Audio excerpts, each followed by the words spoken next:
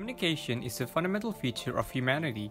We communicate to share information, ask questions, create bonds with each other, build relationships, but most importantly, to express ourselves, our wants, and needs. The ability to express our opinion and speak freely is essential to bring out change in society.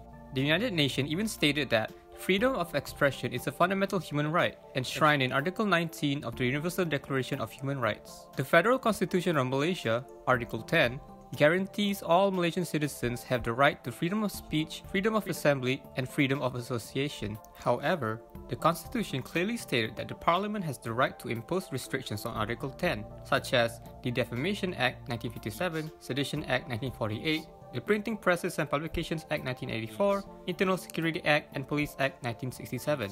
These restrictive laws are said to be essential for political stability, racial harmony, and economic prosperity.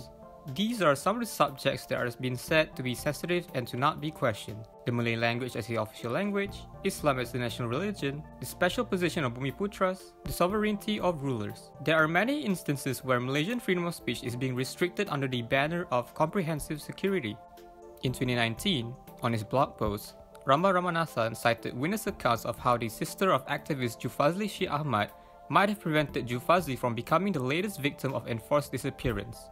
It was an opinion piece, but he was investigated under Section 504 of the Penal Code and Section 233 of the Malaysian Communications and Multimedia Commission Act, which deal with intentional insult and the improper use of network facilities. In May 2020, Shamsul Baring Ismail, a business person, was charged over remarks he allegedly made on social media criticizing the government's prosecution of those violating the quarantine orders. He is charged for making and spreading statements that are conducive to public mischief. In the most recent case is on Tashni Sukumaran, a journalist who wrote an article on 1st of May about the arrest of hundreds of migrant workers and refugees in Kuala Lumpur's so-called COVID-19 red zones with a higher infection risk. Later on, she was called to the police station and is now facing a possible 2-year jail sentence on a charge of insult with intent to provoke a breach of peace.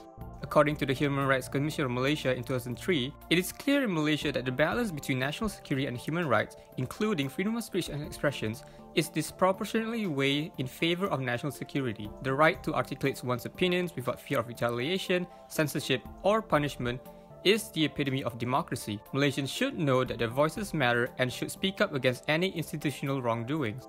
Exercising our freedom of speech and expression also means being open and accepting to different views, which can lead to an open and fair society where voices of our common humanity, mutual respect, tolerance, and inclusivity thrive.